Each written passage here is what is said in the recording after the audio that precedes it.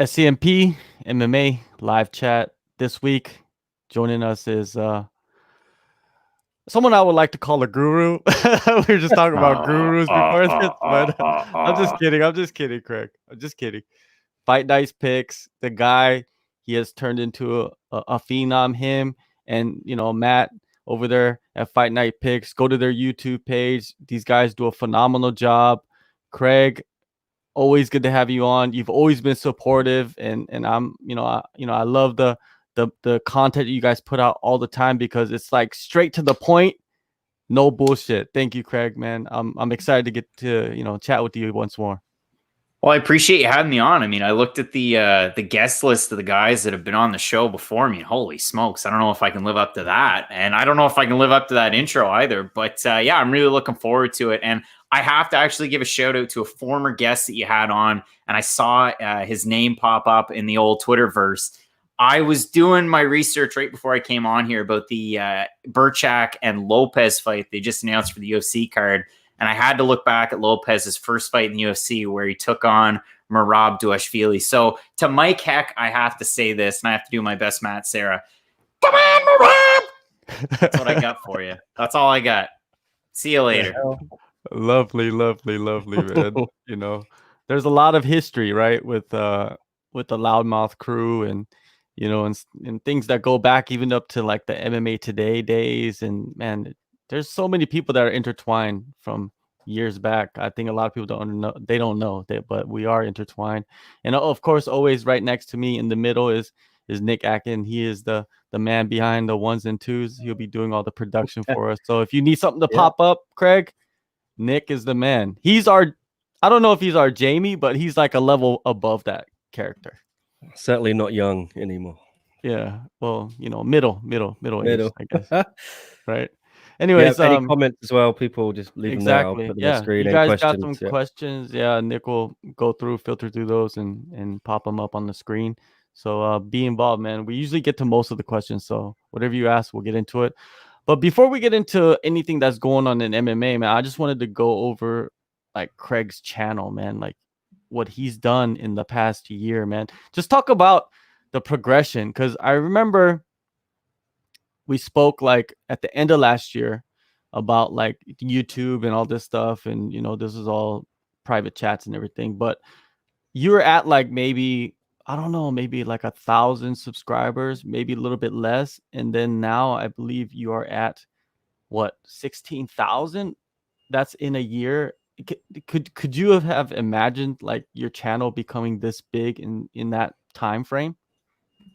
No, not at all. And like, I'm glad that you bring that up, and not in a pump Craig's tires type of way, but I was at a crossroads at that point. Like, really, that's why we were having the chat. Like, I didn't see an end goal. I had always thought the way that we started this, and I mean, I got the shirt on, but we started in 2018. It was an audio only podcast where I would just talk into a screen. You wouldn't see my face. And I talk about, I remember this. It's funny because we have the fight coming up this weekend.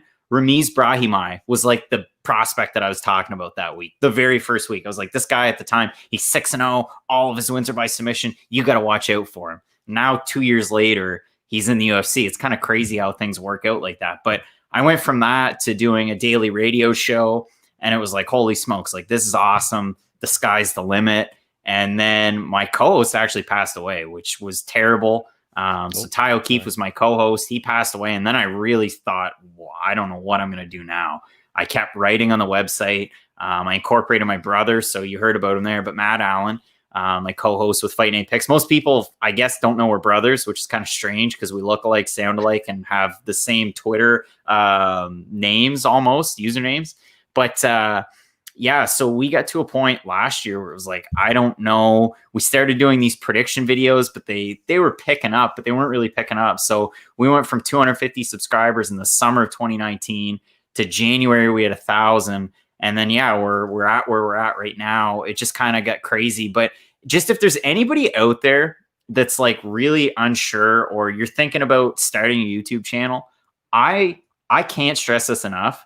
Keep trying, keep going. Like, you might not find that, what was it, Mike's special stuff from Space Jam, but you might not find it right off the bat. but it'll eventually come to you. And we started doing those prediction videos. We've changed the format since. We've been into a bit of a crunch. Like I said, you run into these different spots in life, in YouTube, where you're like, geez, I don't know if this is really going to work. And we started doing these videos where they were an hour and a half long. And I put every single one of those prediction videos into one. It was by chance. Like, we were kind of stuck. I was working off my laptop in a hotel off crappy Wi-Fi, and I just had to do something. So I just added everything together so I could get it out so somebody could see it. And that's worked. Like, it's not like we're throwing darts at a board, but to an extent, I'm throwing darts at a board to see what's going to work. And I mean, Matt's going to start full time with us coming up on Friday, I guess. So we'll have our own. Well, he's not medium Jamie. He would be young Jamie. So we're gonna have our young Jamie. But yeah, I don't know. It's been fun. It's kind of crazy how stuff's grown. But again, if there's anybody out there that's like ever thinking of trying this, or you want to get into MMA, I would say to an extent the barrier to entry is a little low. I think you guys would agree. You can start off with a lot of different sites out there, build up your resume, and then eventually you can land with, I don't know, you could end up with an ESPN. You could end up with an MMA fighting. Like we talked about Mike Heck, and I'm sure he's out there in the universe right now. But look at Mike. I mean, Mike's with MMA fighting now. Like, it's just crazy to see the things that you could do with the talent that you have. And I'm sure there's a lot of people out there that are watching that are more talented than I am. And, if you just give it a go, you never know what could happen. Yeah, you're a perfect example of, starting very similar to most people, writing and just producing content, and then finding your niche.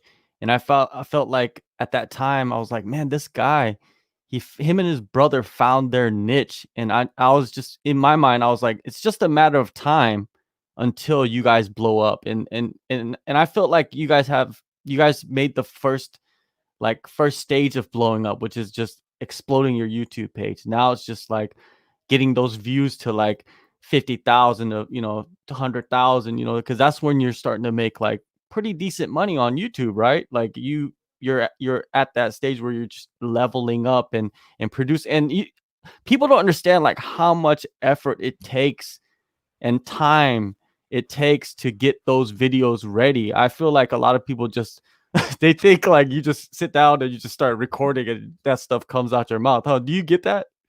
I get that all the time. I mean, just to kind of hit on it like really quickly, if you look at like the videos that we actually spend the most time on, it's the fighters that are making their UFC debut, or it's like their first or second fight in the UFC. They're lesser known.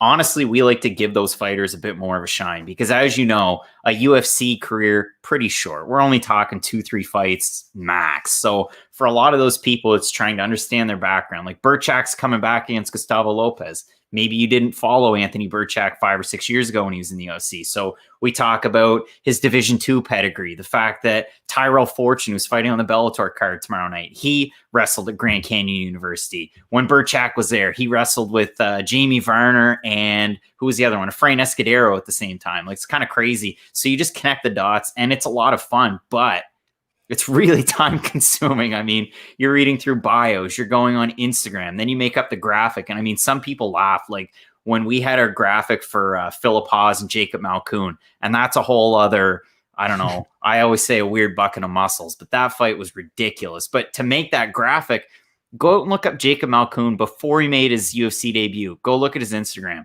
The guy didn't have a lot of good pictures to use. So you're just doing the best with what you got. But that's kind of it. We have a lot of fun with that kind of stuff. But yeah, I mean, it's incredibly time consuming. Yeah. So a lot of people out there, that are in this industry, it's not easy, man. It's probably the hardest thing you can do. And you got to be multitasking and you got to balance your life out. If, everybody has obstacles, everybody has something going on in their life. But if you really want it, and there's a lot of people doubting themselves, don't doubt yourself. Like, I'm not talented. I just basically work hard and try to put good energy out there and try to make a good network, and that allows me to interview as many people as possible. And I feel like if you don't invest that time into growing your network, you're never going to level up in anything you do. If you think you got somebody like let's say you got a top 10 fighter for an interview in your first 3 months of doing it, that doesn't mean anything, because that guy, that fighter, probably will never do an interview with again, right? It just all depends on like what your relationship you build with them afterwards. So it's always better to kind of go with the younger guys, the prospects, and kind of follow them with in their career, which is paralleled with your career as you elevate yourself in the industry of MMA. And if you don't do that, nothing's going to happen for you. You know what I mean? Some people do get that luck and they are at the right time, you know, at the right moment, and it's opportunistic, but that is like 5% of it, and 95% of it is hard work. That's one other thing, just the one other thing that I want to touch on. So we were talking before the show, we covered UFC Moncton. Everybody remembers it because they couldn't realize how to pronounce Moncton. It's spelled weird. And if you're not from the East Coast of Canada or the East Coast, you might not know, but we covered that. And that was, of course, Anthony Smith and Volkan Oezdemir. And in the co-main event, I mean, everybody out there is going to remember it. You had the greatest fighter of all time who got really upset at one of the questions that I asked him about his training camps. You had Artem Lobov fighting Michael Johnson. And I mean, getting ready for that one, I was so jazzed. Like you said, we were brand new. We just started in April. That fight was in October. I mean, we had gone from like, hey, this is another thing too, to young, aspiring MMA media members.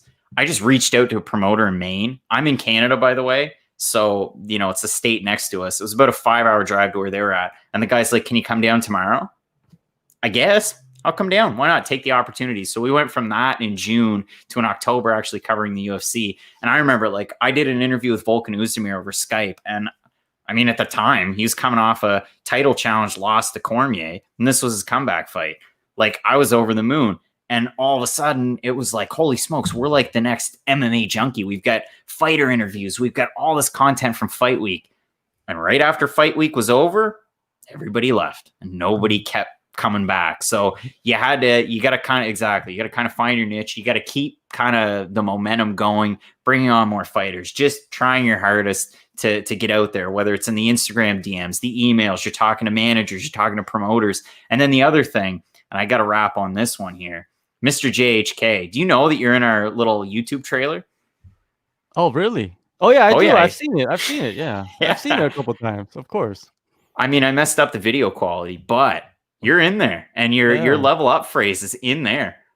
Yeah, for sure. Yeah, I remember doing that.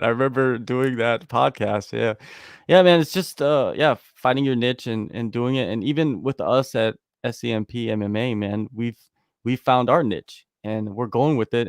And this year, man, I think in a matter of how many months, Nick, that we've reached 10,000 subscribers.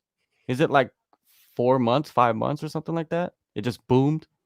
It's only been open a year and a half, but it literally went from about 3,500 to 10,000 in less than a week. Last week, something like that. 2 weeks.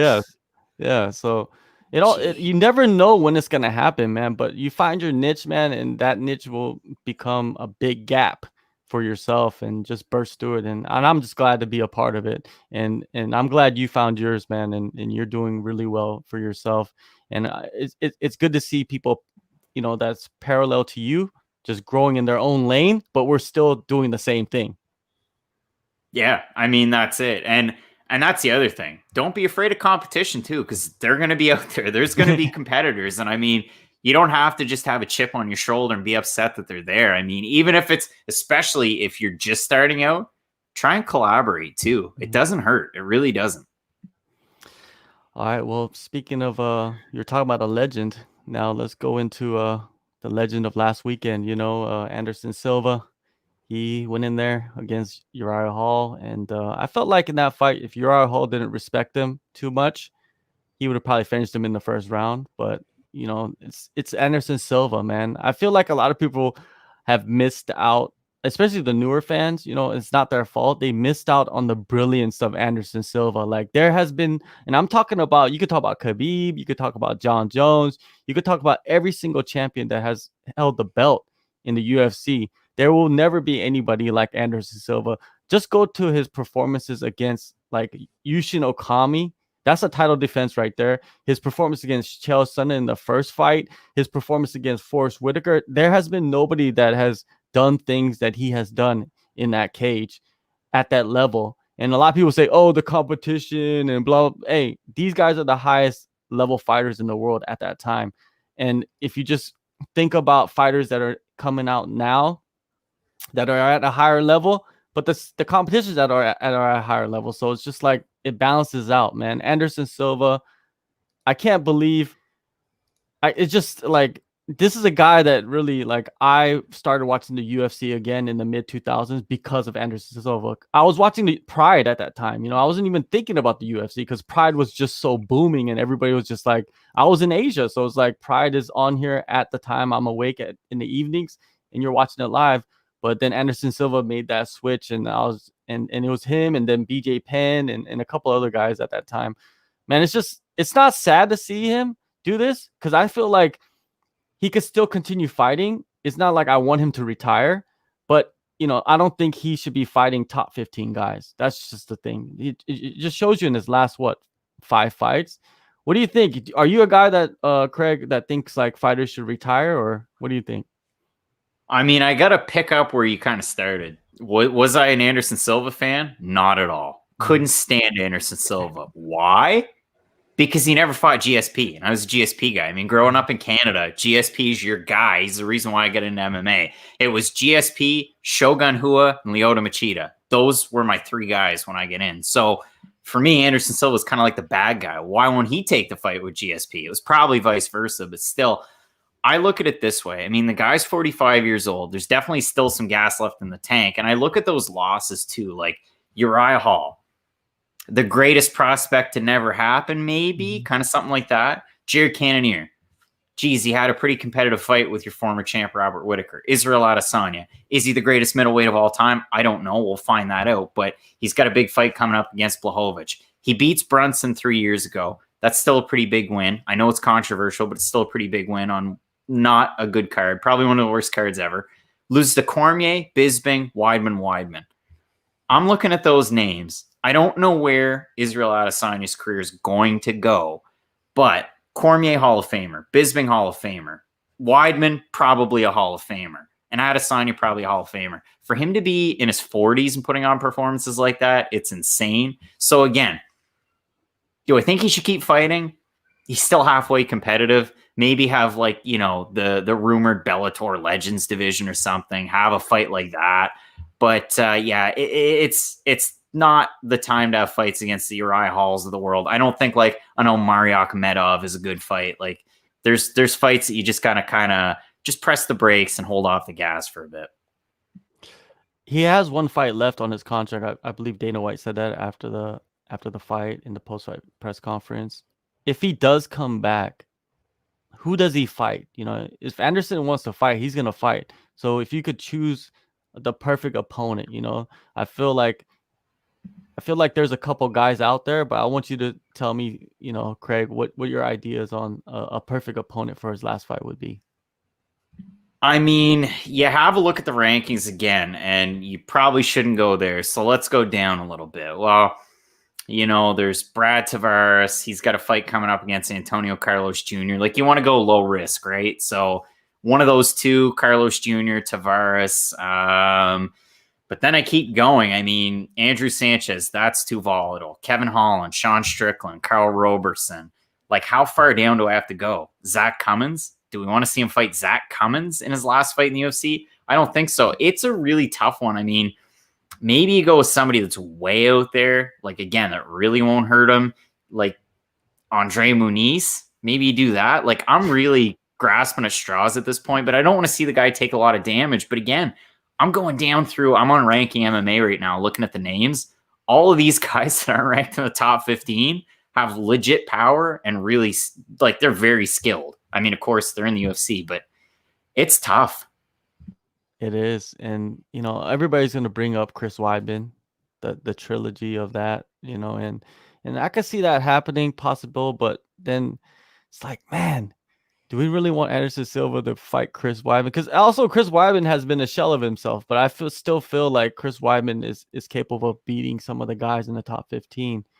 And that's not, you know, I can't confidently say that about Anderson Silva. But if Anderson Silva wants to go, if the UFC if this is something insane, right? But if UFC allowed him to, get out of his contract, I would want to see him go to Bellator if he still wants to fight and get that third fight with Chael Sonnen. I like the poster needing art made.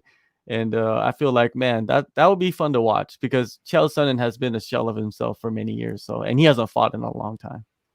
Yeah, I mean, a third Sonnen fight wouldn't be too bad. I mean, would you be opposed to Huntington Beach City Councilor Tito Ortiz fighting him? No, I would not. That would be actually a fun matchup. I like that. Now, there's a question here. Can we get to that question? It says, do you see it by Ray Sanders? Do you guys plan to get press pass in the future? Of course, I do. I plan on getting press passes in the future. Whenever we could get press passes again. I don't know if it's going to happen. I don't even think it's going to happen in 2021 where you could kind of travel freely. I think it's going to take another year, but I'm optimistically looking at 2022 as a time where the UFC is going to have shows like in Asia or in other countries except for Abu Dhabi and the US.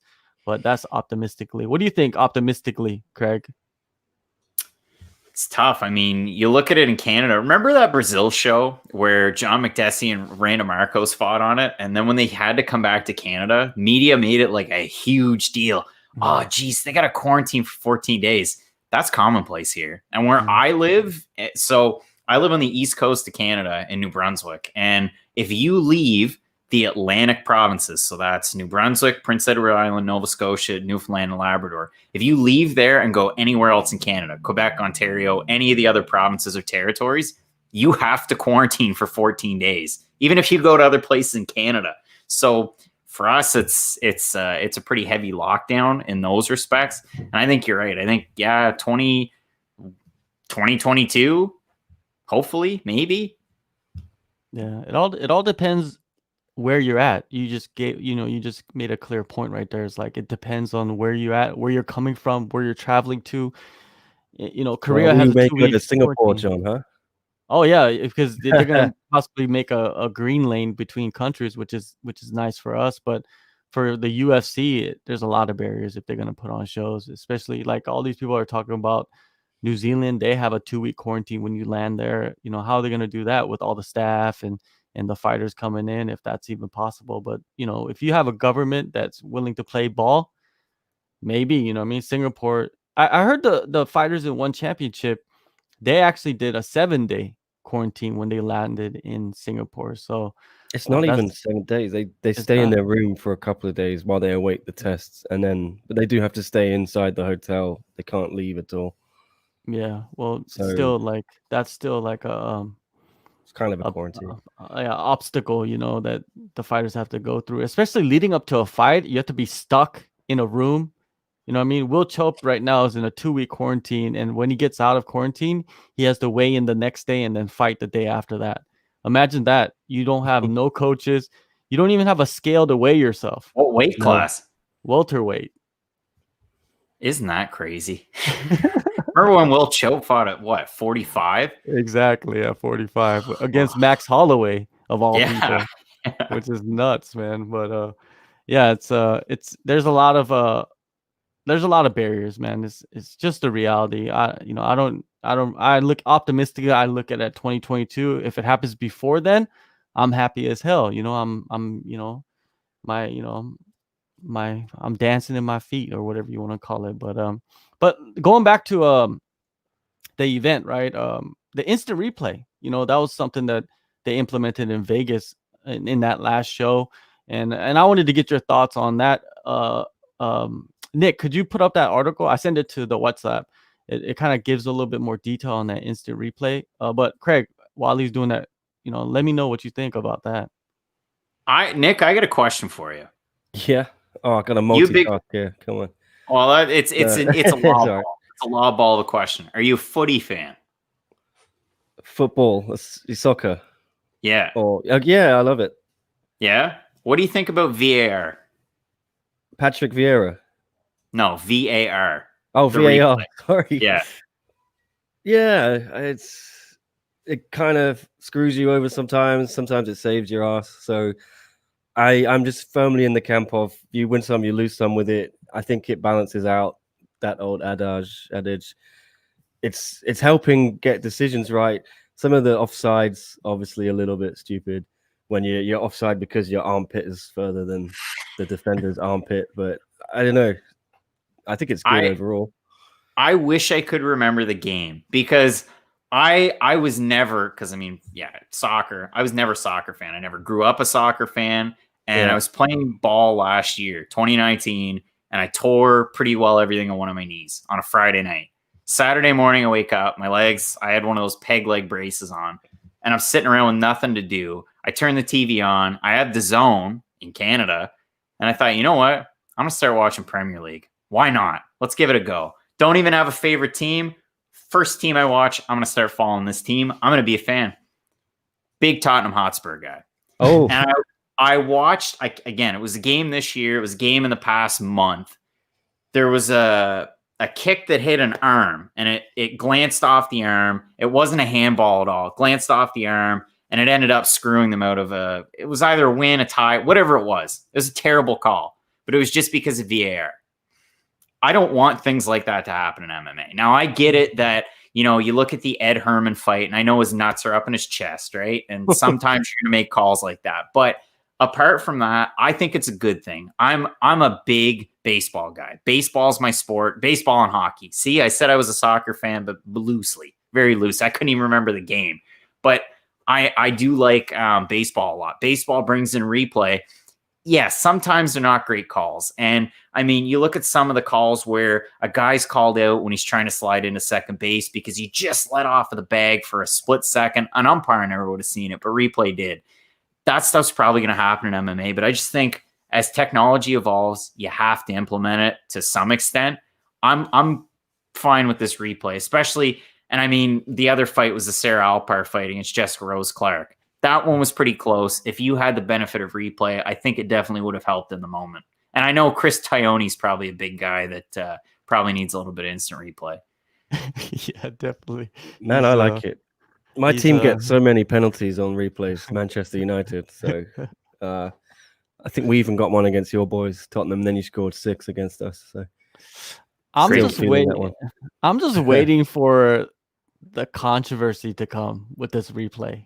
I'm just waiting for some call or some timeout that just destroys the result of a fight, and it's gonna suck when it happens. But that's gonna be the reason why people are gonna be like, let's get rid of this replay. And I like the replay idea. I think we should have replays in MMA, but it kind of sucks that if you make a mistake on replay and then they get restarted the fight, the damage that the fighter took, like how can they recover from that? Do you give them time to recover? Well, I don't, I want to know that. That's why I want to see the replay play out when someone takes an illegal shot or something like that, or a supposed illegal shot.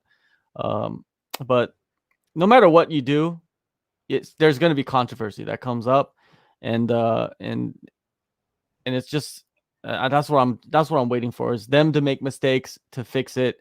And that's why I think the instant replay is a good step forward in doing a lot of this stuff to fix things with fighting. And this is a sport, and this is also another step towards MMA being more accepted as a sport, is to have the replay. What's another tool do you think that that MMA should implement that we don't implement right now?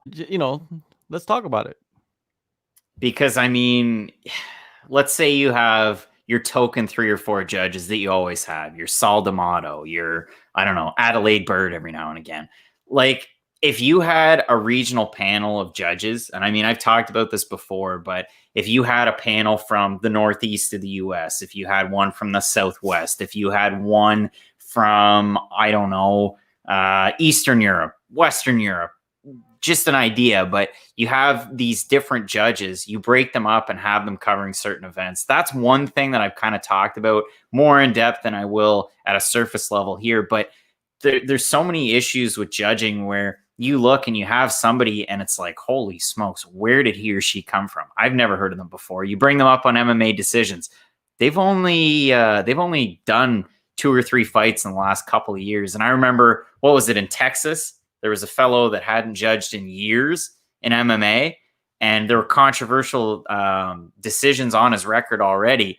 And then we bring in more controversy. So you have to have people that are actively engaged in the sport, but making it more of a regional thing and not spreading yourself so thin. It's really tough, and it's something that I don't think is going to fix itself overnight. But if you can at least bring in replay in certain instances, why can't you do something like that? I know, what was it? Kansas came in with open scoring. I don't know if that's really the key. I mean, I think that's more of a flash in the pan as, hey, we're Kansas. Look at what we have. We're original. But I think if you got to actually change it at its core, where you're looking at the judges and the people that are judging these fights, and it's tough. You're going to get human error, but you have to look at it a different way than we're going to go with the same 3 or 4 people, or we're going to go way off the board with these people. And there's rarely ever oversight with judges too. That's another big issue. Who's really looking into these judges? Really? Athletic commissions are trash. I always trash them. That's like one common theme of me on Twitter is like athletic commissions are trash. They just want to take money. They have no responsibility. And I feel like they don't really care about the fighters, most of them. There's a few out there that really are concerned with the safety and the sport. But man, these athletic commissions, man, they just take money from fighters that don't even make that much for, like they should make exceptions to certain situations, but they don't, man. They just want to, you know, just implement these rules that don't, they don't want to transform into, a better form of themselves. You know what I mean? Like it's just sad. And going back to the Kansas and the open scoring, I like that. I wish that they would do a scoreboard. I don't know if it's gonna help, you know what I mean? But I feel like it makes the judging more transparent and it helps the fans understand like who's winning and who's losing and put the judges on blast, put their names on the scoreboard and put their scores on the scoreboard so everybody can see like who's winning and who's judging a certain way.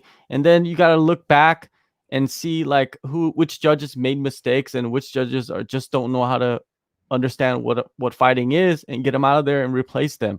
That's what the athletic commission should do, but it just doesn't seem like they're doing any of that. They're just like, oh, you smoked weed, okay, we're gonna take your win, overturn it, and take some money from you. I mean, yeah, poor Kevin Kroom, right? Like so many guys, not just the guy comes in on a day's notice and gets a performance bonus and a great submission win in a tight spot where you're a journeyman. You accept the fight. And I mean, hey, I get the argument against it when the athletic commission and everybody comes to you and says, hey, can you actually accept this fight? Are there going to be any issues? And you say, nope, sign away and fight. And then this comes out after the fact. But that one's tough. And then the other thing too is with referees, and you look at it, and I'll give you a bit of an example, and I won't harp on it too much, but you do see this in some of the bigger organizations too. The UFC comes to Moncton, and they have one or two of their bigger referees. I can't remember who they had, but let's say it was Dan Merigliotta and Kevin McDonald. And then they had 2 referees from New Brunswick, like guys that I've seen on the regional scene before, but I would have never thought, hey, they're going to get an opportunity on the big show. And one of them did a great job. And one of them, I thought, again, this is a bit of a head scratcher. Like if we had a regional set of referees, if we had something else, maybe even if it was referees from around Canada that went there. But no, we just went with what we had because that's the choice that the athletic commission made. Yeah, it's a cluster of just nonsense, man, most of the time. And I don't know when they're going to fix it. And most likely they're not gonna fix it ever. It's just you gotta wait for people to pass away or retire or stuff like that, which is like, God damn, when is that gonna happen? Never. These guys live forever. These guys sitting in those chairs. The Contender Series is actually going on right now. Usually the Contender Series happens on Tuesday night, right? But this time, because of the election, they moved it a whole day to Wednesday night. And one thing about the Contender Series that I wanted to get into. This KO. What? Sorry, I'll bring it up. All right. It's like Anderson Silva appreciation night. Oh, is it? Oh, he did the front kick? Yeah. There's 2 of them. All right, let's see this. Oh, nice. Oh, damn. He was out cold. Oh, That's Edson Gomez and Ignacio Bahamondes. That guy, Ignacio Jason Herzog, one of Bahamondes. the best in the biz. But hey Craig, when you watch the Contender Series, right? It seems like Contender Series has evolved a little bit into like they have a predetermined guy that they want to sign, and then they make these matchups, and all you need to do is win. That's it. This doesn't really matter about the performance anymore. Do you think that? I am pretty sure that we're going to get into another topic at some point, but the only thing that I will say about Contender Series is that you're coming to a point where they're sucking the US regional scene dry. They're starting to bring in international talent every now and again, which is great, but you're not really getting the best of the best. You're not getting the CFFC, the CES, the LFA champs. You're getting the up and comers. I mean, I haven't been following the Contender Series as much as I'd like to this year. And I know you guys could speak on this more than I could, but I know that there was a Contender Series preview in the last week. I can't remember her name, but she was making her pro debut on Contender Series. And they gave her a UFC contract. What are we doing here? Why are we doing this? Is this Bellator? Is that what we're doing here? Because it seems like a Bellator move to do that. I know what you're talking about. That was the last show before they went to Fight Island. I forgot her name, but I guess she has some credentials in boxing, and she's marketable. And I feel like the UFC wants to take advantage of that, and they just needed to have her fight one time because you can't have her debut in the UFC with no fight. So what do? You get her into the Contender Series in a fight where it was competitive, man. And the girl that she beat was good, and she came away with a decision, and they gave her the contract, and I just think that it was in many ways it was predetermined. Some of these results, not results, but it was just predetermined. Like you win, you're gonna get in. You're linked up with this guy, you're gonna get in. It's almost like that Conor McGregor, Artem Lobov, tough situation. Remember that? Everybody's like, why is Artem Lobov in the tough house? Of course, it's because of Conor McGregor. Do you remember, Craig? Remember that?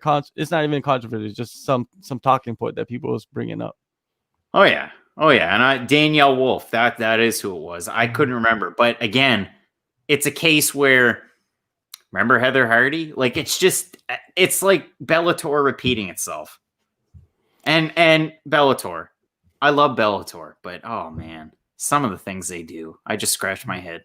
If I could have 1 or 2 days where I could do a little bit of matchmaking and put a card together that didn't have a 3-fight main card, I mean, we'd be cooking with gas. Yeah. Like you said, they're draining the regional scene in the US or in North America, and I think that they should start draining the scene in Europe, draining the scene in Asia, Australia, and they're starting to do it, but they need to do it more. They need to pump out. If they're going to do Contender Series, they need to just bring in people from all over the world. It's not like they don't have money, Craig. They have money, right? These guys are making what 80% of the revenue. They're 20% or 30% is going to the fighters. Come on, invest in that and bring in some fighters. And man, it's just Contender Series is great. I love it. It's a great platform. I've talked to most of the fighters. I interview most of the fighters that go on the Contender Series, and they're great fighters. They're on runs, win streaks, and they have skills. But I just don't like when it's like it seems like it's predetermined. Like, okay, we want this person to win, and the contract's gonna come. Like, why didn't I don't understand like certain guys that didn't get signed. Like Anthony Romero. Why didn't Anthony Romero get signed? It's a perfect example. Like they just didn't want him or something. I don't understand that. You're just saying that because he's Canadian, right? Well, there's also Kevin Cross too. Yeah, I mean the Anthony Romero fight. It's funny you bring that up because you do a ton of fighter interviews. I don't do fighter interviews anymore. I used to do a few select ones. And I interviewed Anthony Romero way back when, and I was so excited about it. And I followed his career since then because you do. And then he ends up in Contender Series. So that is one of the episodes where I was like, hey, this is can't miss TV. I have to watch this fight. And I watched it and I thought, wow, he's pouring it on. The announcers are all, jazzed about it. It's great. And then he threw that one kick that got checked, right? And he kind of backed off throwing kicks. And then Dana White gave the old, oh, well, he he let off the gas and he didn't want to go for the finish. Like, have you watched an Anthony Romero fight? You know who he is. He's a young guy. He's undefeated. He's a lot of fun to watch. You need Canadian prospects. You gave up on Brad Katona. Why wouldn't you sign Anthony Romero? I don't know what the play is there. But yeah, there's some decisions that I don't get it. And then again, like there's some decisions from the other seasons where Brendan Loughnane or Chris Curtis, like there's some people that you just scratch your head and you wonder like what, because the answer from the UFC is, well, the best fighters in the UFC and we don't really make mistakes. I don't know about that. That's a tough one. Speaking of head scratchers, let's move on to the next thing, which is Robert Whittaker. Dana White coming out saying Robert Whittaker didn't want the fight against Israel Adesanya, and then that's why they're going to give Israel the fight against Blachowicz for the light heavyweight title. And then Robert Whittaker comes out in an interview with Mike Bond on MMA Junkie saying that he's never even spoke with Dana White or anybody at the UFC about his fight or any possible title fight. And he actually comes out and says he'll fight Izzy. Like that's the fight he wants. And if Izzy goes up to light heavyweight and wins that title, he'll go up to light heavyweight and fight him at light heavyweight. So definitely Robert Whittaker is not turning down title shots. Is this just an example of Dana White manipulating the narrative into what he wants to put out there into the universe? I'm going to answer your question first, and I do actually want to get into that comment. That's a really good comment down there. But to answer your question, they do so many things that make me scratch my head. And it seems like I just scratch my head at everything. And I do. I try to think, about the decisions the UFC makes. But what about Lauren Murphy, right? Mm-hmm. Oh, that fight with Cynthia Calvillo. Now Calvillo's fighting Chukagian. Like, what are we doing here? We're offering fights. We're taking them away, but they never really happen. Then you're just upsetting your fighters. You're saying that, hey, I never should have made that fight for Anderson Silva against Uriah Hall, but you were quick to make it a main event and pump your Anderson Silva's tires, right? So they made some weird decisions. For me, I want to throw it back. I've got a bit of a question too. So you make this mega fight with Israel Adesanya and Jan Blachowicz, and it's a great fight. I think it's cool. It holds up a division. It makes this weekend's main event mean less. So it's going to be harder to market this weekend's main event. It's kind of like, hey, former title challengers, they both fought Jones. They both finished Smith. Here you go. Here's a fight. And it determines seeding at the top of the division, but it's not a future title challenger. And then you look down at middleweight and you go, okay, well, I look at, Robert Whittaker, and he just beat Cannonier, next likely title challenger at 85, and now you just leave Cannonier out to dry. So you're holding up two divisions. I have so many question marks as to why Adesanya and Blachowicz was the fight to make. I get it. It's a play to bait John Jones back to 205. But you had Adesanya at last weekend's event. They showed him on camera, right?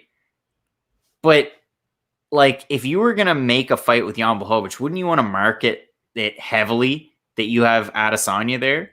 And it seems like a missed opportunity if you were going to make an announcement like that. Yeah, it's weird, man. Like how they want Adesanya to move up to light heavyweight when Jan Blachowicz is the champion. And there's so many more fights to make at middleweight. Like there's a long laundry list of guys that could fight Adesanya. He's not even close to cleaning out the division, and he wants to kind of go up there and make this super fight. And Dana White, remember a few years back, he wasn't very excited to make these super fights, but now all of a sudden he's like, oh, he'll make a super fight, any day of the week. It's just, he just wants them to fight now. It's just, and I understand Adesanya is a star, but it's like, man, Blachowicz just became the champion. Won't you let him defend the title a couple times? Won't you let him, give the guys that deserve a shot, that legitimately earned the shot at light heavyweight, a shot at the champ? It's not, why did you announce it before the Glover Teixeira Thiago Santos fight? That was supposed to be the number one contender fight. Why would you announce that you're going to go another direction? Now, just like this whole event that's coming up this weekend, it's lost a lot of luster, don't you think, Craig? Yeah, it really has. I mean, I was excited about Thiago Santos Glover Teixeira. Apart from the fact that it's a 41-year-old fighting a 36-year-old, I was really excited about it. Now, again, it waters that down to, okay, let's say Glover Teixeira wins. There's a decent possibility it happens. I know he's a fair underdog at this point, but the guy's been a buzzsaw in his last few fights. He wins this fight. He's still 41 years old. He's not getting any younger. And what does he have to do? Wait for the winner of Adesanya, Blachowicz, and then maybe Jones? That's not a good position to be in. You're in the business of Glover Teixeira. He's a wholesome guy. He's a fun guy. People like Glover Teixeira. People love Thiago Santos. I mean, he's a human highlight reel. If he loses, it's fun. It's usually a fun fight to watch. It's entertaining. And if he wins, holy smokes. I mean, they just continue to show the highlight reel of his fight with Jimmy Manuwa. Great fight. But again, yeah, you're right. Why wouldn't you wait until after that fight, no matter the excitement level, to announce Adesanya Blachowicz, then just sewer your event that's coming up? It doesn't make a lot of sense. Yeah, it blows my mind sometimes, like what he says after fights and what he wants to reveal to everybody. It's a lot of people, casual fans, they believe Dana White, everything he says, like, is the truth, the complete, and holding your hand on the Bible truth. And it's so funny to kind of watch that from afar, that people actually believe Dana White in everything he says. You know what I mean? It's just laughable. But yeah, I'm still excited because I'm a fight fan. I'm still excited to watch Teixeira take on Santos, to see. There's a lot of narratives coming in here, even without the title, eliminator, like, moniker that this had on it, right? Teixeira's, like you said, 41. Shout out to the 40-year-old people out there. Teixeira is only like a month older than me, which is crazy. Like, if you look at me and look at him and like what he's accomplished in life, it's pretty nuts. But you got Santos, who's coming off double knee surgery. I don't how long has he been off, Craig? I know you researched this fight in and out. I mean, I have to look it up. You put me on the spot, but let me see. I got it open. So for Thiago Santos, I know it's been over a year. Yeah, it was July 6th, 2019, his fight with John Jones. So that's it's been a really long time. And I gave the example, and Matt ripped me apart, and everybody laughed about it on the old Fight Night picks. But we talked about like knee injuries, and I think I said so far, I was playing. People can laugh at this. I was playing fast pitch. I've always been a fast pitch guy. I play baseball, but I also play fast pitch. Softball, but you really whip it through, like they play in the States sometimes. But that's what I always played. And I went to slide into a base last year, and I hyperextended my knee all the way back, and it hurt a lot. And I tore a lot of the stuff in my knee. And it was to the point where it was strained and torn, where I didn't need surgery, but I had to have a leg brace. And then I couldn't bend my knee for 3-4 months. And, they say physio. I ended up playing hockey. I got all the movement back. I don't really have any pain, but just for me to have that as just like an average Joe. And I know Thiago Santos, totally different animal. Like that guy is a mega athlete in the biggest MMA promotion. And you look at him, I mean, he's absolutely shredded. He's got the crazy hammer. I'm sure his recovery is totally different than mine, but to have double knee surgery like that, like, for me to have pain for a little bit, but to have that and surgery on top of it, like, it's just crazy to see him, at 35 and now 36 going through that. I mean, I hope nothing but the best for him. He's an amazing fighter, and I love watching his fights, but that's tough. Like, that's scary stuff. I mean, Matt and I talked about it too. In baseball, Tommy John, it was always Tommy John. It's probably a career ender in the 90s, early 2000s. Now it's almost like a rite of passage. These young kids are throwing 100 miles an hour like it's nothing. Everybody's caught up to them. And by the time you're 24, 25, they're going to have to replace that ligament in your elbow. And you either get a little bit better or you stay the same. Some guys do get better. With ACL surgery, Matt put it this way, and I mean, I have to give shouts to Matt Allen. When you have ACL surgery, you're lucky if you stay the same. So you either stay the same or you get worse. You don't see people getting ACL surgeries and they're a better fighter. They're a better baseball player. It just doesn't really happen. So again, hope nothing but the best for Thiago Santos, but that's a big obstacle to overcome. That's why I'm taking Glover Teixeira in this fight, man. I feel like Glover, he's at like his second peak as a fighter right now. And I feel like he's the most intelligent as a fighter, and he's going to go in there and not take as many risks, but still go for the finish, which is, and he's on a run and his confidence is real high. And who knows, Thiago might get leg kick one time and then he's just going to do an Anderson Silva, a la Jared Cannonier, where he just falls apart.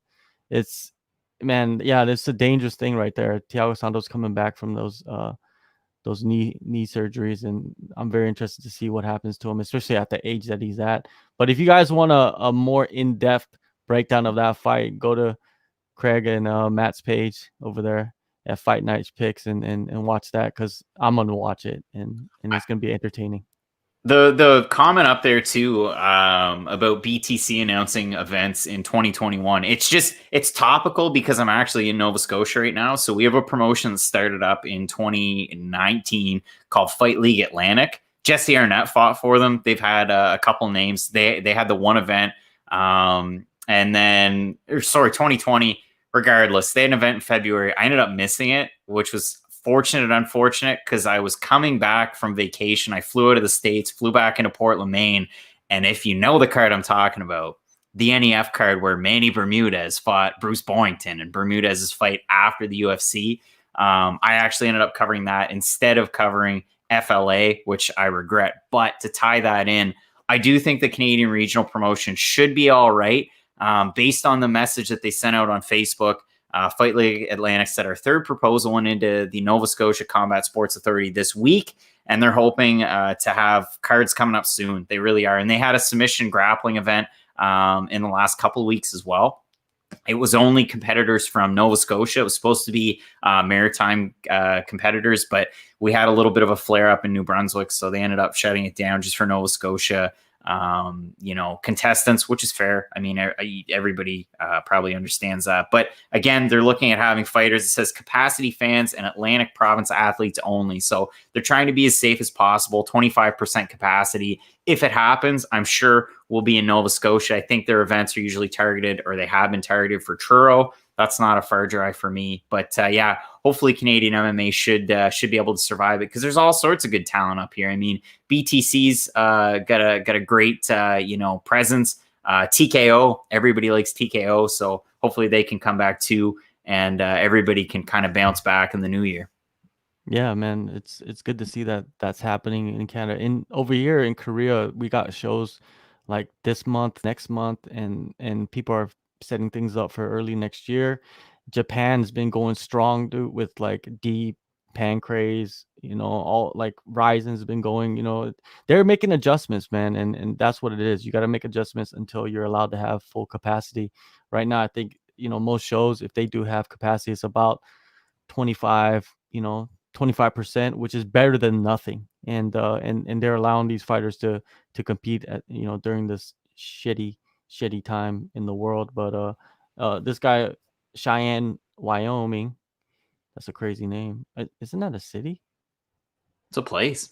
Yeah, it's a place, right? So he says, speaking of BTC, I'd like to see Mateo Vogel in a bantamweight title fight if he stays with the promotion next year. What do you think about Vogel? Had a loss in TKO, the promotion I just mentioned, and had a win over Sergey City in his last fight, who was undefeated at the time. And if you want a crazy story, and it's a rabbit hole story, I won't get into it, but I have to maybe I could write a book about this, but we covered an event in New Brunswick, and it was like a one-off. It was a promotion that was originally from Pakistan, and the guy that ran it moved to New Brunswick, Canada, and then decided, hey, I'm going to start having shows. And they had one show.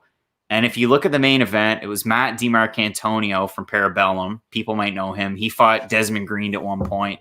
He's fought some people that, you might end up knowing, especially from the regional scene. He fought a guy named Dan Gibbon, who was 6-10 from the UK. And it was like they flew this guy in. Like, there's fighters around. You didn't have to fly a guy in from the UK to fight. But anyway, it was just a crazy night. Surrey City was on that card as well. They had a lot of Canadian talent. So I just figured I'd throw that one out there. But that is a rabbit hole story. Matt was there selling shirts at a table. We brought the table ourselves. We put we didn't put a tablecloth on it. I bought a shower whatever curtain. Yeah, I bought a shower curtain to put over the table because it was an old wooden table from the 70s. It was the best thing that I had. It was the heaviest wooden table. It was one of those ones they'd use in like old school wrestling matches. It was heavier than that. And there's Matt with a shower curtain selling t-shirts. We sold 2 t-shirts to people that felt bad for us. So that was it. Yeah, it was crazy. That's great that you guys still go to the regional shows. Yeah, because I do it too still, Of course we cover like the UFC and Bellators and all of that, one championships and stuff. But man, I go to regional shows, most of them. It's very rare I miss a regional show. It doesn't matter where in this country, I'll go and be cage side and watch the next generation of fighters and just mingle too, meet people and just show support and that's what it's about. A lot of these guys that are, it goes back to what we started with, is covering the sport. Like you think you just cover the sport with the UFC? Come on, man. You got to go and get practice in. That's what I call it, practice. Opposite of what Allen Iverson is famous for, practice. You need to go get practice on that regional scene and get familiar with some of the inner workings of promotions.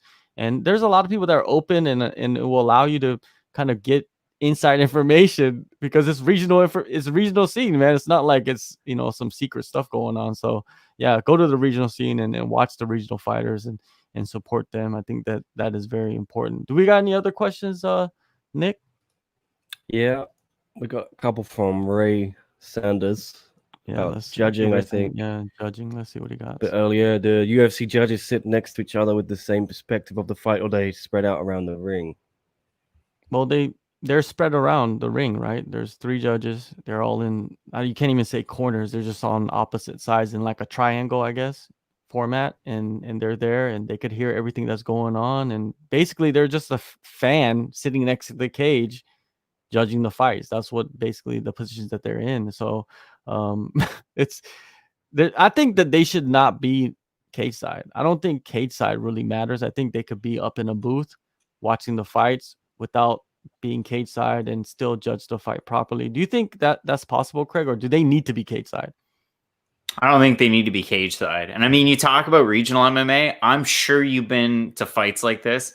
I remember clearly. So normally if you're at a regional MMA show, there's myself, there could be a doctor next to me or a judge, or I could be on the end and I'm next to the corners and, somebody lands a big blow. Like there was one fight, the last card I was at, my computer was covered in blood. It was gross because you don't know who these people are. It's gross. I don't know you. I wouldn't want my own blood on my computer. Get it off of there. But I was at a fight where I watched it and it was like their regional guy, like their big guy. It's an amateur fight, but still big deal because those are the guys that are selling the tickets. They're selling the t-shirts, their family, their community's there to see them. The fight was like 2.5 hours away from the guy's home and everybody traveled to be there against the guy that was, the other guy was from the area, but like he was the bad guy in the fight. And I scored the fight for the bad guy 49-48, really competitive fight, but the bad guy out wrestled the fan favorite. The judge next to me scored the fight 50-45 for the hometown guy or for the favorite. And I wanted, like, in that moment, you want to go, what are we watching something totally different? Like, what are you going on about? But to really dig into it, like, no, you don't need to sit cage side to watch it. I mean, I think, you or I or whoever at home can get the same perspective as somebody sitting cage side. Because if you're cage side too, there's a lot of stuff that could distract you. I know these small house shows, they're a little bit different, but when you're cage side, the crowd, the blood, I mean, there's a lot of different things, and you can't see certain angles too. If the fight's all the way over there and it's a full-size cage and somebody's got an arm and they're going for a submission, you might not be able to see it. The other judge over there could, but you might not be able to. Your other judge over there might not be able to. So yeah, being right there cage side, definitely not needed. I was at a regional show and they didn't have 3 judges, but they had 5 judges. A lot of people are arguing about there should be more judges, right? But that doesn't fix the incompetence of judging. It just gives more people, cards to judge. That's it. Like there's some situation I saw at the last show where there was 5 judges and I think 2 of the judges scored it a draw, and then 1 judge scored it for the red corner, and then 2 judges scored it for the blue corner. It's like, what do you do in that situation? What is the result? Like, they didn't even know. They're inside the cage. They're trying to announce it. They don't know. They're like, oh, we're going to have to get back to you on that. And myself, I watched the sport. I didn't even know. I was like, Do you know, Craig? 1 for the red corner, 2 for the blue corner, and 2 for a draw. I mean, What if is that? blue had the numbers, blue won. I don't know. I mean, but that's the thing. When you watch a fight and there's a majority draw, shouldn't there be a winner? Exactly. It's weird, man. But yeah, it's just the judging is. We could go down the rabbit hole. Do judges score the fight, or are there separate markers or scorers? The judges score the fight. Race. You could go on Twitter. They put up the scorecards. Tells you clearly what each judge, what numbers they put up, and it's very simple to understand. And it also, like, that's another rabbit hole of like, why are we still doing the boxing format of judging? But we don't want to get into that. Any other questions? Let's skip over that. Yep. Another one from Cheyenne, Wyoming. Do you think we ever see Kai Asakura in the UFC? That's a good question. I don't think so.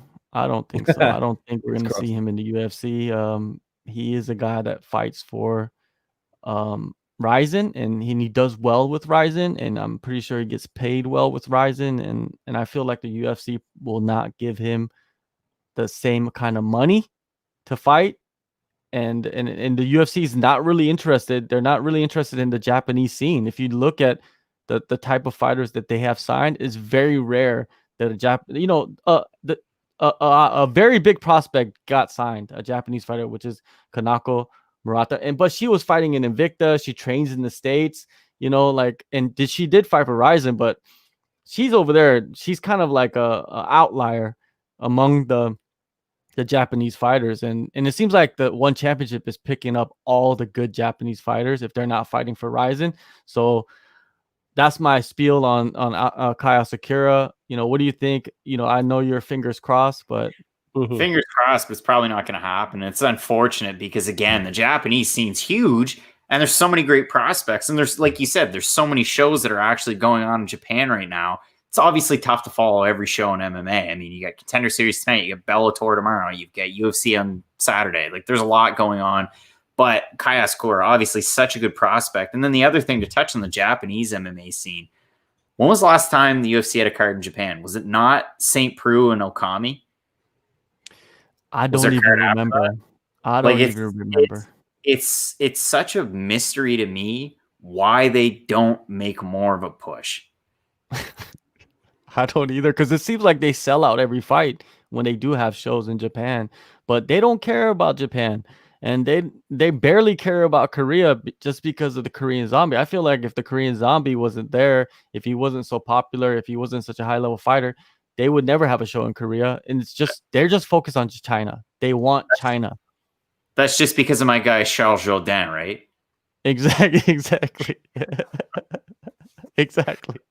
He killed the whole vibe out there, man. Like, he just came in, like, because if you really honestly think about it, Charles, he was pretty much an unknown when he was heading into that fight. Nobody really knew. I think he had like 1 or 2 fights before that, but nobody knew who he was. And he came in there as a big underdog, which he shouldn't have been. But because of the Superboy's image that he had, he went in there as the underdog, and nobody was cared about him. Even the media, they're like, boom, boom.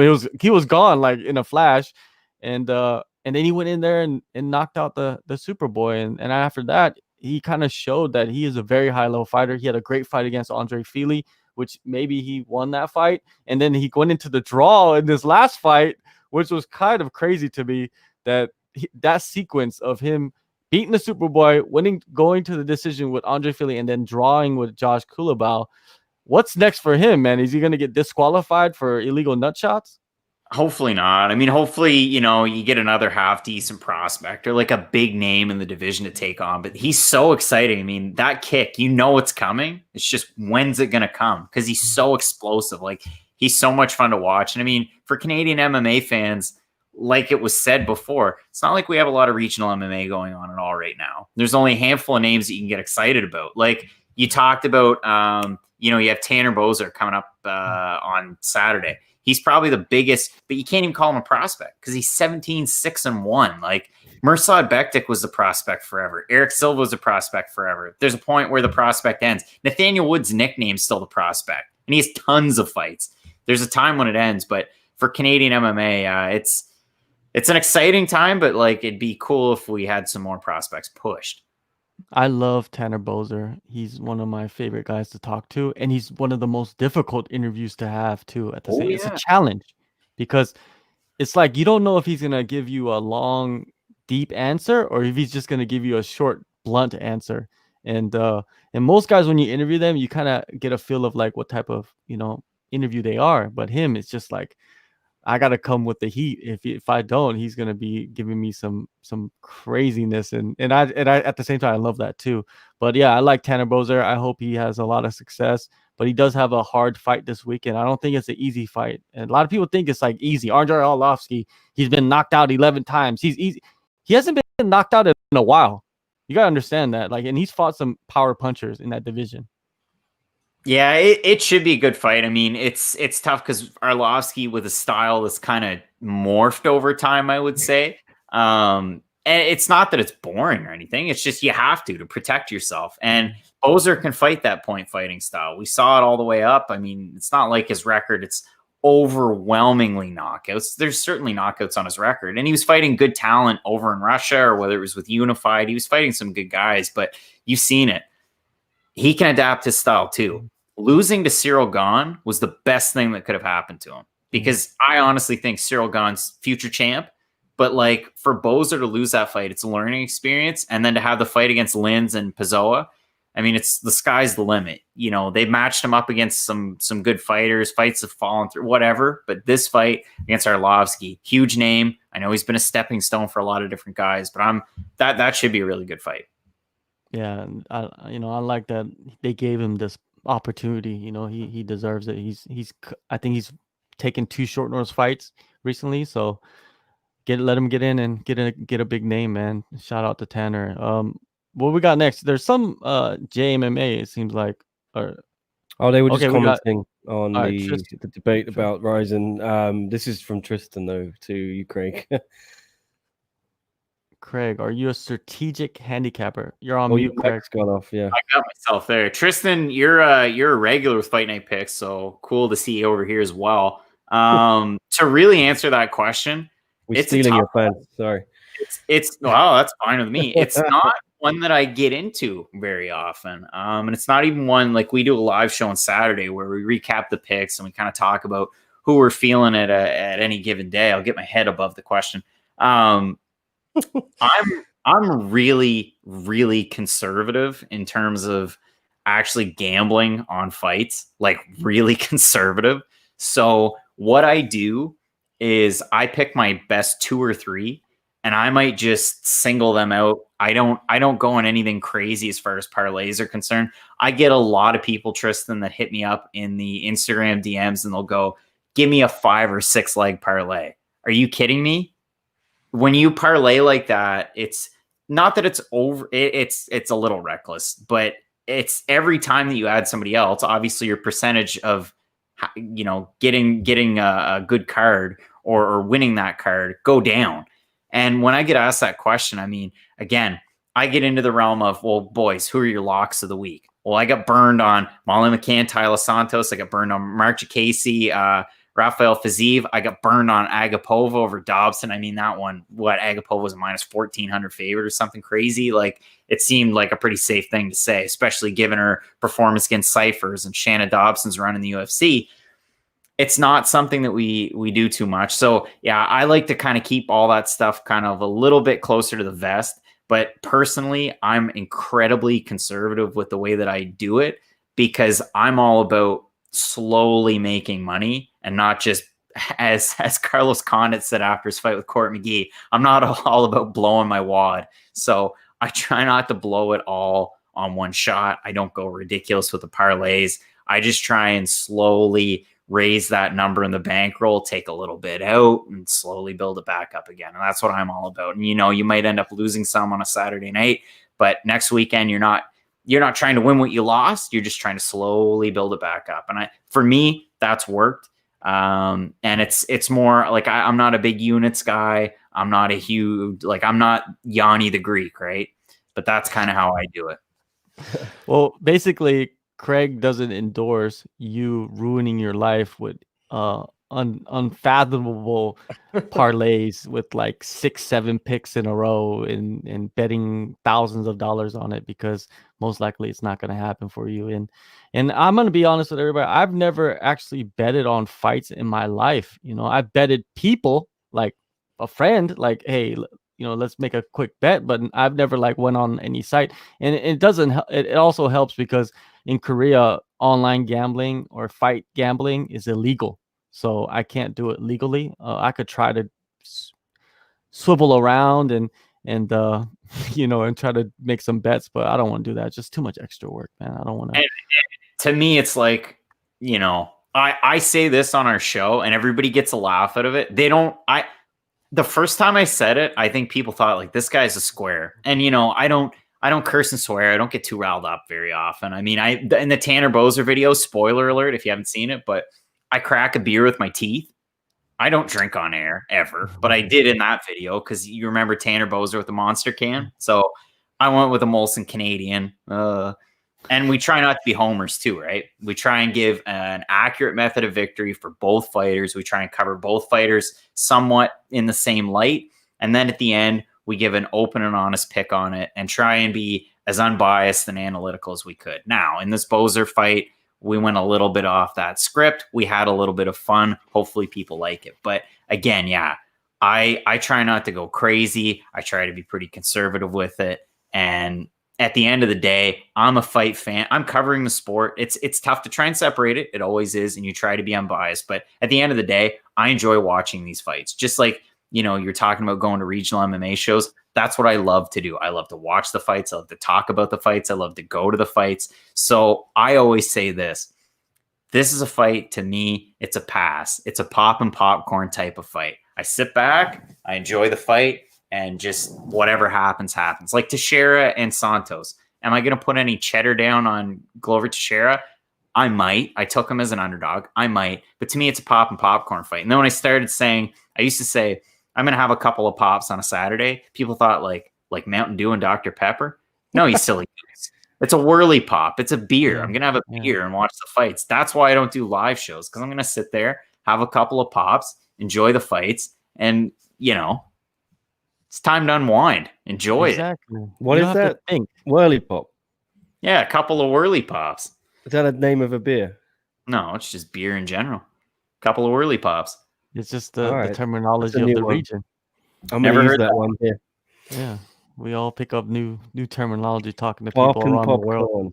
Yeah, pop and popcorn. That's what it is. Anything else? I see Drake is in the comments. He's talking about Kai will eventually fight in the UFC. Of course, Drake would say that because he is a guy that promotes the Asian scene, and I love him for it. But in reality, I'd rather see him stay in Japan and grow as a superstar there, because he's already a superstar, and I don't think that fighting in the UFC will grow him any bigger, to be honest with you. And I feel like he would lose to a lot of guys in that bantamweight division. What does this mean? The Maritime Canada. So I'm from the Maritimes. So the Maritimes are Nova Scotia, Prince Edward Island, and New Brunswick. And then Newfoundland. It used to be the Dominion of Newfoundland. It joined Canada in the 40s. I believe it was 1949. People from Newfoundland are going to be really offended if I get that wrong, but I'm pretty sure it's 1949. They joined Canada. They're a half hour ahead of us in terms of the time zone. And that's a whole other bucket of muscles. They're big fans of the Newfoundland steak. Have you ever heard of a Newfoundland steak before? What is that? A bunch of muscles smashed together? Right? I'm not making fun of Newfie. I get screeched in a month and a half ago. Okay. So I get screeched in. You kiss the cod. I get a picture of that in COVID times. You kiss it with a mask on, but you kiss a cod. You have a shot of screech, and you get a certificate. But you have to have a bite of Newfoundland steak, and it's bologna, like the big log, the 2 kilogram log. You cut a chunk of that. You fry it in oil and Cajun seasoning, and you cut that up and enjoy it. That's a Newfoundland steak. That's good stuff. Oh, is it? Okay. I might have to try that if I have the opportunity. What's next? What do we got? What we got next? Cheyenne back again. If you were going to take the best aspects of a major MMA promotions to make the best possible combination, which promotions traits would you choose? Like UFC's roster depth with Ryzen's rule set. That's interesting. It's yeah. Well, I guess you said it really well. It's like Ryzen's roster would. I say Ryzen's rule set with UFC's roster death. Yeah, man. Like, what else would you want? Do you want anything else? I mean, do you go with Ryzen entrances or KSW entrances? Oh, KSW in the Lamborghinis. that's or Ferraris. That's not a bad entrance though. I like that. Yeah. This is a question that you could pick and choose a lot of entrances. You got Ryzen entrances and you got one championship entrances, right? And I've seen the Ryzen entrances, and I've been to Ryzen in that Saitama Super Arena. Nothing like that, dude. Like, I went to the Bellator show and the Ryzen show 2 days after that. Nothing like that. Fedor coming out in Saitama with the highlight package and that big stage and the long walkway into the cage. That's goosebumps right there. And Rampage too. Like, you can't beat that, man. Like, the UFC is just like everybody has the same walkout, so there's nothing special, right? There's nothing unique about what they're doing at all. Once in a while you'll get a James Tahuna, Black Men in Black type thing, or Israel Adesanya, but other than that, very bland, right? But I think that's Dana White. He likes that blandness. What do you think, Craig? Would you choose KSW or Ryzen? I mean, I'm KSW to the core. I love the crazy stuff that they do. And the other thing too, like, why not go all European hockey on it like KSW does? Let's just, have some temporary tattoos, some sponsors. Let's have Erko Yoon fight some guy that competed in the Olympics 20 years ago. Let's get crazy. I like stuff like that. Like, that's the stuff that gets me up in the morning because, like you said, you watch the UFC, you get an Israel Adesanya entrance, and then Dana White way after the fact's like, oh, we don't like that kind of stuff. Why not? That's what the fans like. And now that you're with Disney, ABC, ESPN, why wouldn't they push that stuff more? I mean, like you said, goosebumps and, MMA sounds like munchy food when I'm talking about a Newfoundland steak. But I mean, you guys know the Newfoundland Terror now, Gavin Tucker. He's got a big fight coming up, another big fight coming up. I have never, and I've been to a few live events so far. And I mean, I've been to other sporting events too, baseball guy, hockey guy, but I have never, and this is going to sound crazy, when Gavin Tucker made his UFC debut on that Halifax card, you had Derek Lewis and you had Travis Brown as the main event. You had Gavin Tucker, Sam Cecilia. And I swear to you, everybody was like, who's Gavin Tucker? Never heard of him before. Because he's from Newfoundland, fighting in Halifax, where I'm at tonight. He comes out. I've never heard a pop like that in my life. That building was rocking, and it was so crazy. Why wouldn't you accentuate that as an experience at home? I don't understand it. Yeah, he could have been like giving out what is it? The Newfoundland steaks. You know what I mean? Like, he could have been. They should have been shooting out those shirt cannons, right? Just boom, boom. Everybody's just like, baloney. Yeah, just raining baloney everywhere, and everybody's opening their mouths, like catching it like a dolphin. You know what I mean? Looking for some fish or something like that. But Tristan, Craig, here. you like one championship? That's a big question right there. Heavy. Yeah, I'm a big fan of the guy that I see on Instagram 5 to 6 times a day. I see him on Twitter 7, 8 times a day. You know that Alain Angelani? Yeah, and what's his record? 7 is it 7 and 8? Something like that. Not great. Yeah, it's 5 and 6, I think. He's like the DK Metcalf of fighting because he looks amazing. And you think he's great. But yeah, do I like one championship? Yeah, I do. I mean, do I pay attention? 100% I do. What do I think about your new champ? Holy smokes. I mean, that's a changing of the guard right there, is it not? So to me, they're doing a lot of great things. Looking out from afar, is it sustainable in the long run? I don't know. That's tough. That's the one thing that I think, like, what's the light at the end of the tunnel? Can they keep it going? I hope they do. But that $50 million esport investment, where's that? Yeah. What are we doing? That's the question. Decisions. That's the question that everybody has. You know what I mean? It's like, can they sustain what they're doing for years and years, ahead? And and it looks like they are, man. Like looks like they are. They got a reality show coming. They're filming it right now, and I'm excited to watch that just to see Chatri just dig into people and get out of character. I'm waiting for that, man. I'm gonna love it every single minute of it. But yeah, those are real questions right there that even myself I ask myself sometimes too. But I'm a type of person, while it's here, enjoy it. Don't worry about the future.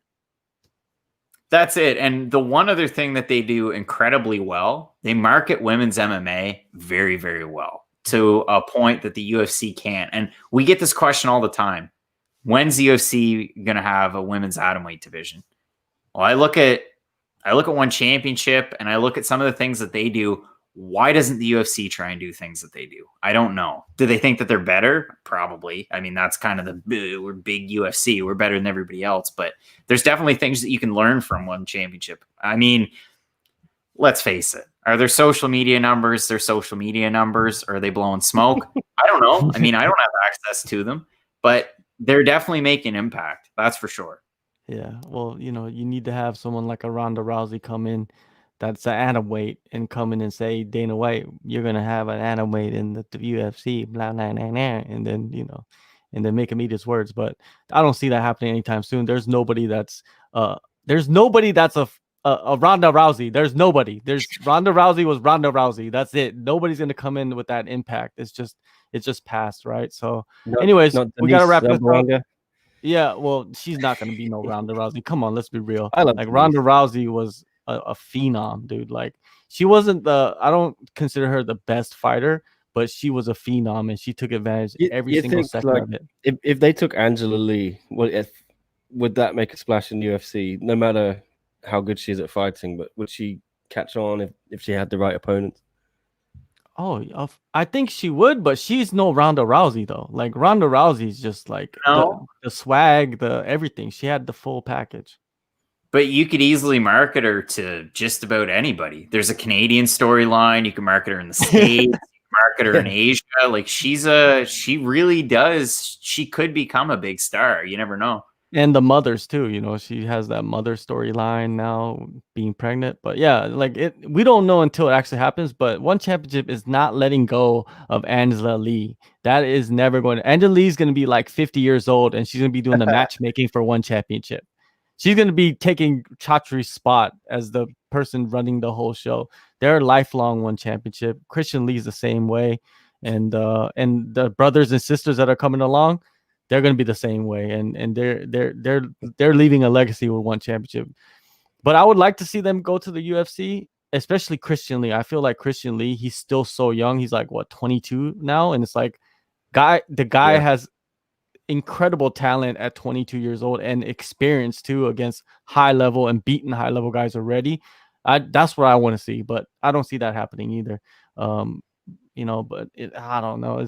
It's weird. Like when people bring up one championship and like, oh, are they going to go to the one UFC? There's certain guys, yeah, they'll go to UFC, but I don't see the Lees ever going, and I'm okay with that. I'm enjoying them leaving their, creating their journey over here in Asia, and I love Asian MMA, and I'll ride with it all day and die with it all day. Now we gotta go, man, and wrap this thing up because we'll be here all night if we don't.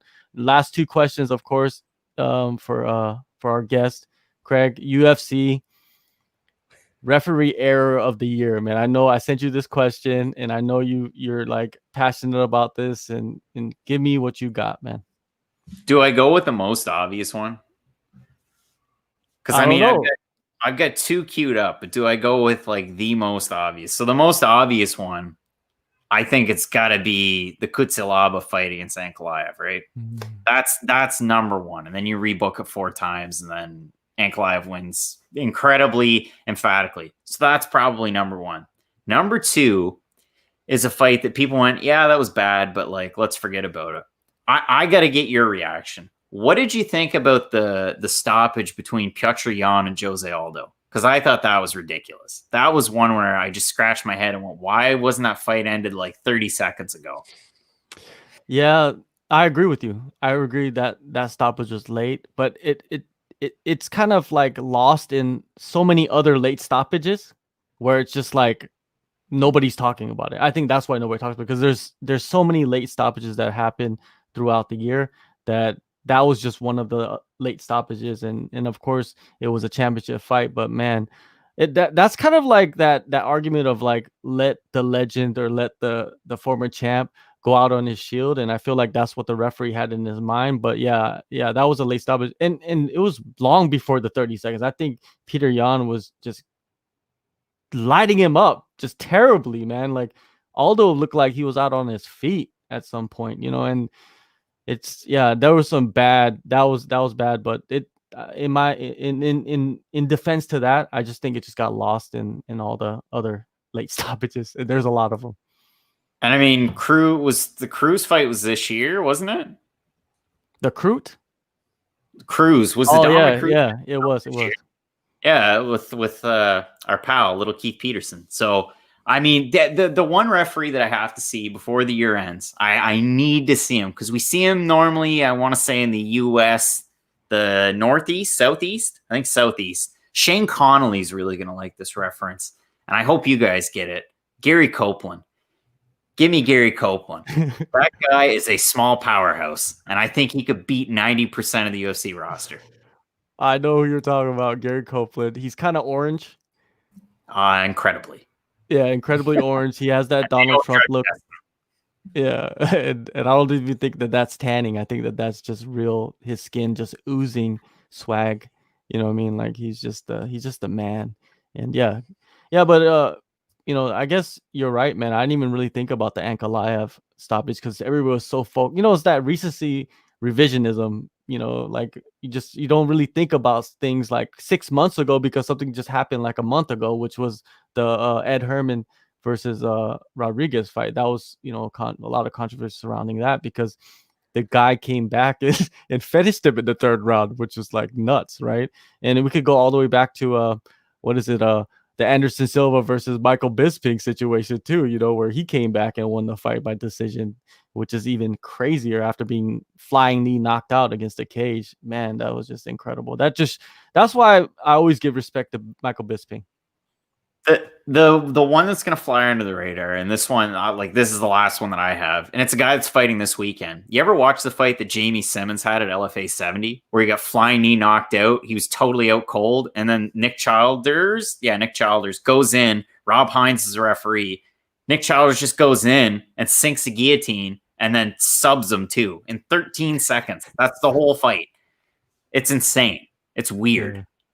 Yeah, some insane sequences, and it's, I don't know, we still have 2 months left of fights in the UFC where we're gonna see some controversy arise from that. But that's why it's fun, man. That's why this sport's so exciting, because there's always going to be something to talk about, some controversy, some crazy finish, some Joaquin Buckley getting the spinning knockout, and then afterwards you got James Krause coming out in interviews saying like, this is the worst human being in life like I've ever experienced, and that's why I love the sport, man. There's the yin and yang is there all the time. Now, moving on to the next topic, which is something that I always ask every single guest at the end, is MMA Hall of Fame. Not UFC, not Ryzen, not one championship, MMA Hall of Fame, dead or alive. One person you have to put in. James put in GSP. Tom put in Kid Yamamoto. Mike Keck, he's put in Jose Aldo. Who is your pick, Craig? I need to ask for some clarification. Is this somebody that's not in, and I know you said MMA Hall of Fame, somebody that's not in possibly the UFC Hall of Fame? Can I go with somebody that's, okay. Anybody. Somebody that's very underappreciated, that everybody says is totally underrated, and that every year the UFC Hall of Fame comes up and they're not there. And this is going to sound like such a hipster pick. UFC lightweight champ, win over BJ Penn, Jens Pulver. Jens Pulver, where are you at? Like, he's a guy that you look at that record, and I've got it up in front of me. I mean, Cal Ono, Dennis Hallman, BJ Penn, Rob Emerson. And then we get another win, and then we lose to Bang Ludwig, and it's like, oh, okay, well, Jens Pulver loses to Gomi. you know, has some wins in IFL, comes back in the UFC, loses to Lozon, loses to Penn, and then the end of his career is pretty bad. But Jens Pulver, what he did for the sport at that time, you know, the UFC wasn't really invested in the lower weight classes to a point. See you later. Let's forget about Jens Pulver. He has to be considered one of those builders. And I know he was after the Hoist Gracies, the Ken Shamrocks, the Dan Severns of the world, but he really did. For just a second, there was a glimmer in the lower weight classes. And I know, obviously, everybody loved Penn and everybody thinks what they think about Cal Uno. And I'm sure they want to see a fight between Uno and Penn in 2020, right? Like, let's see that before the end of the year, another one. But to me, Jens Pulver, incredibly underappreciated. And I think he has to be in some sort of Hall of Fame. Somebody please just show him an ounce of gratitude, please. Well, you just did, man. And you're right. He is a pioneer of the sport. And a lot of the pioneers, they get lost, you know, especially with the UFC and the powerhouse it has become. They kind of erase a lot of guys. And if I can give one honorable mention, and I have to, because this guy threw like, and I know they don't consider it a flying or a rolling thunder, but Canadian great. From UFC 3, he made it all the way to the finals. He had a saying that we have up in Canada. It's Harold Clarence Howard. And if you're coming on, come on. That's the first time I've ever said that. Awesome, man. Love it. Craig, man, always, you know, we just put in an hour and a half. Always good getting with you and chatting with you, and you're doing a great job, man, in what you do, and I'm glad that you found your niche and rolling with it, and all the best to you and your brother and the stuff that you guys are building over there. You know, we'll get you back on in a couple months, and hopefully Matt won't have a job at that time, so he could come on with you. I'm not, you know. But before I came on, like I said, we taped our Lopez Burchak prediction. We were cutting it close, but I said, hey, I'm coming on the show, and I'm looking forward to it. And I said, hey, the invitation was extended to you. Once you're done working, we'll get you on some more stuff. And so, yeah, we'll make Matt a little bit more available too. Yeah, definitely, man. It's fun. And everybody go follow Craig and Matt and Fight Nights picks, and go hit that subscribe button over there and give them a follow and watch their previews. Because if you watch it, then you'll better understand like what these guys bring to each matchup. And sometimes you could kind of figure out like the result of the fight just by what they tell you, you know, and putting, you know, doing that MMA math. Sometimes the MMA math works and sometimes it doesn't, but you know, he helps you understand that. So it's good to go over there and check those things out. If you can't watch the whole thing, just watch some of them, man. That's all you can ask for. Next week, man, on the live chat, we will have John Nutt of Full Metal Dojo of Fight Circus fame. He's gonna come on for a couple minutes over here, and then we'll also have Tom Taylor back on here next week, and we're gonna have two guests, but yeah, next week. So everybody, thank you for joining us. Follow everybody. Follow Nick. Follow Craig. Follow me. And later.